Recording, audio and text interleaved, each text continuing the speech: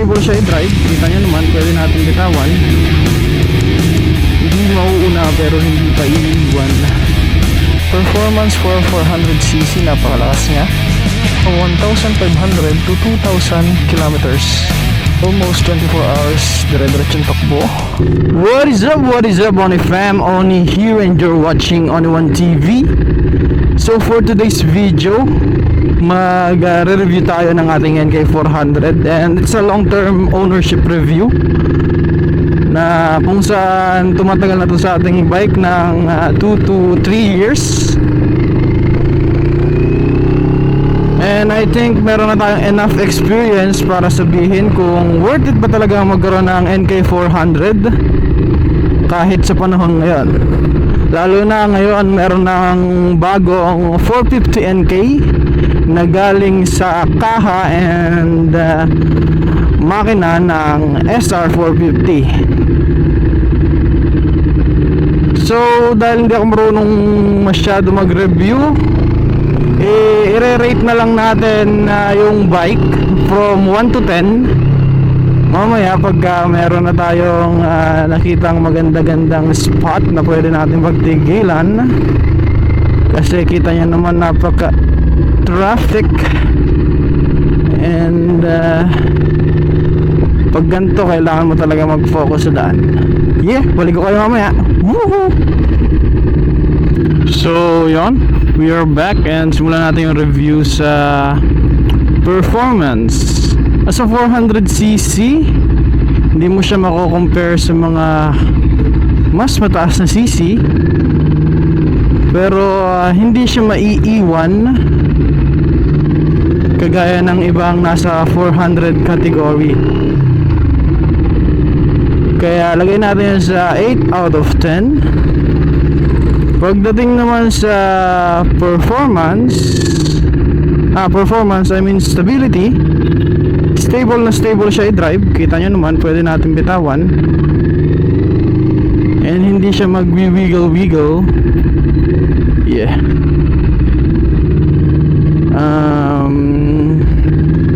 Driver's position,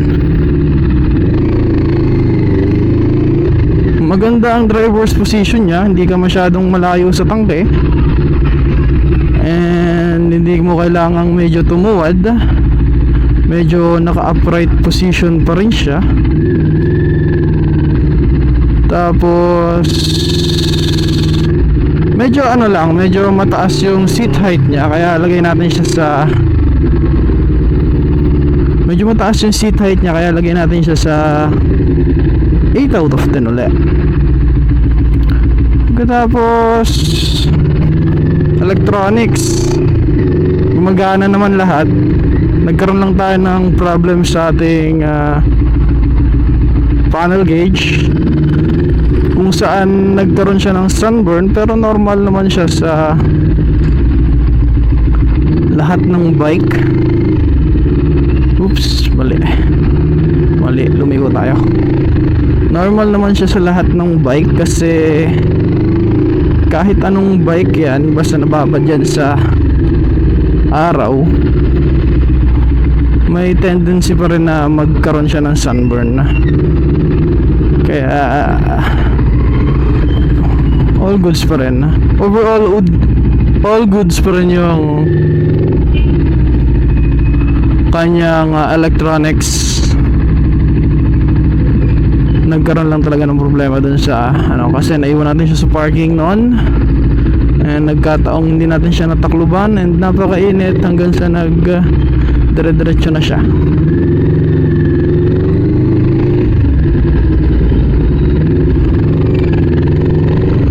Kaya lagyan natin siya sa 8 out of 10 ulit. Tapos sa power, for entry level big bike 400cc, napakalakas niya, napaka-torque niya. Gaya nga ng sabi ko tungkol sa performance niya, hindi siya mauuna sa ibang higher cc, pero hindi siya na maiiwan. Tawag doon, hindi mauuna pero hindi pa iiwan.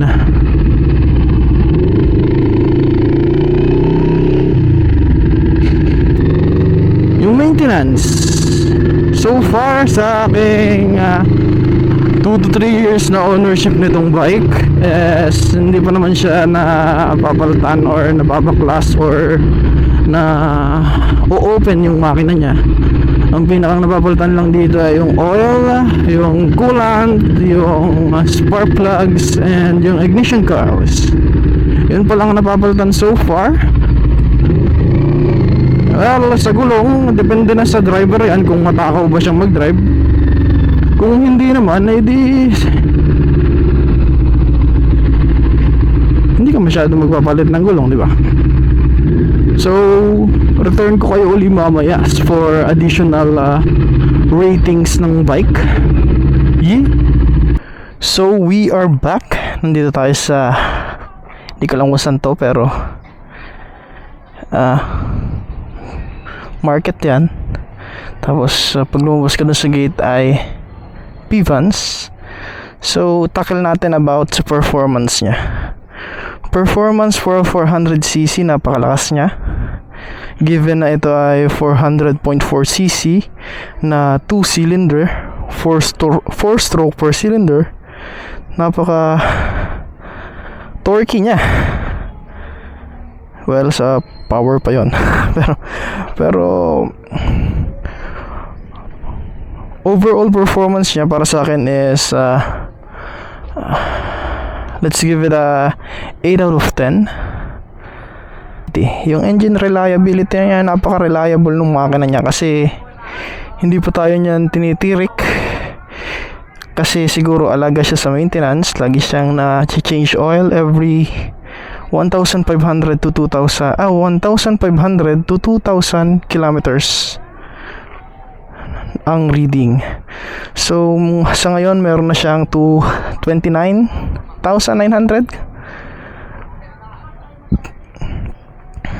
Yan. Napaka-reliable niya kasi ilang endurance na ang nasalihan niyan na almost 24 hours dire-diretsong takbo. 1,000 kilometers. Pinakamataas nating natakbo ng diretso is 1,200 kilometers or 1,200 kilometers. So in terms of power naman, napaka-torquey niya. Personally, ang top speed ko sa kanya is I think 180 or 182. Basta naglalaro sa 170 up, 170 to 180. Tapos ano pa ba? Yun, torquey siya. Hindi siya nahihirapan kahit sobrang tarik ng daan. Dire-diretso lang siya. Tapos ano pa ba? Ayun. Kaya in terms of power, lagay natin sa 8 out of 10. Hindi ko alam kung nalagyan ko ng ratings ko, sariling kong rating yung engine reliability, pero lagay rin natin yun sa 8 out of 10. And sunod natin na yung electronics niya. All switches are working, all lights are working, all goods pa siya, except dito. Yan, kita nyo naman, nagkaroon siya ng sunburn kasi sa parking. Kita nyo, nakababad siya sa araw. Normal naman yun sa lahat ng bike. Lahat ng bike pwede magkaroon ng sunburn. Kaya dahil doon, lagay natin siya sa 8 out of 10 ulit. Next natin is handling niya, and yung driver's position, napaka swabe. Hindi siya katulad ng mga sports bike na sobrang sub-sub, unlike sa ibang naked bike na sub-sub. Medyo naka-upright siya. Tapos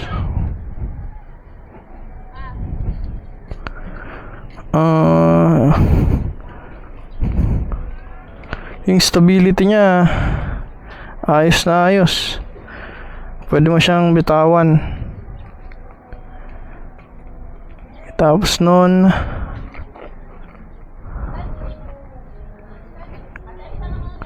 hindi bitawan mo siya, dire-diretso pa rin siya eh.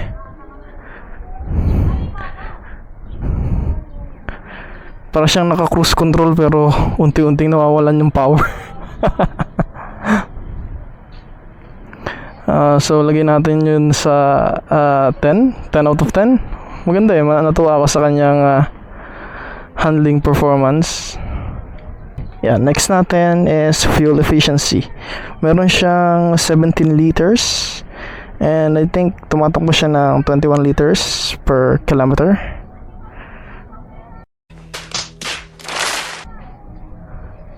Mali, 21 kilometers per liter pala. Sobrang takaw pala ng 20. Baliktad. So yun, meron siyang 21 kilometer per liter na radius, and I think nung nag-Ironman kami, bali pumapatak lang na 5,000 yung nagastos ko sa lahat ng paggas ko.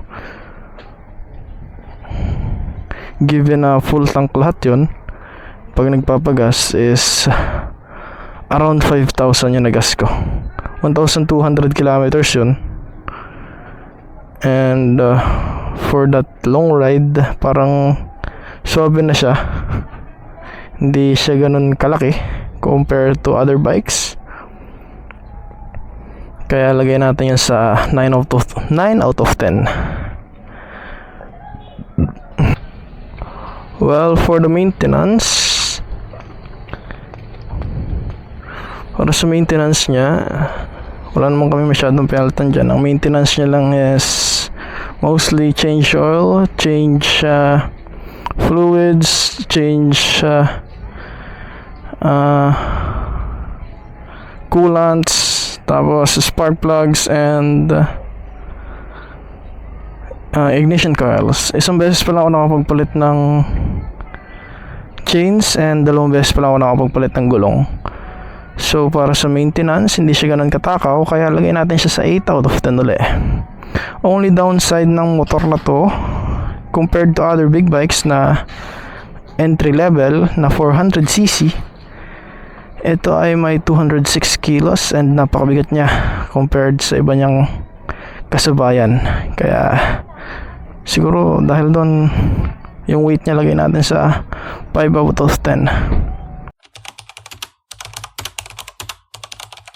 Yes! So that's all. Thank you for watching. Hope you subscribe. Yeah. Bye bye, Onifam. Yeah.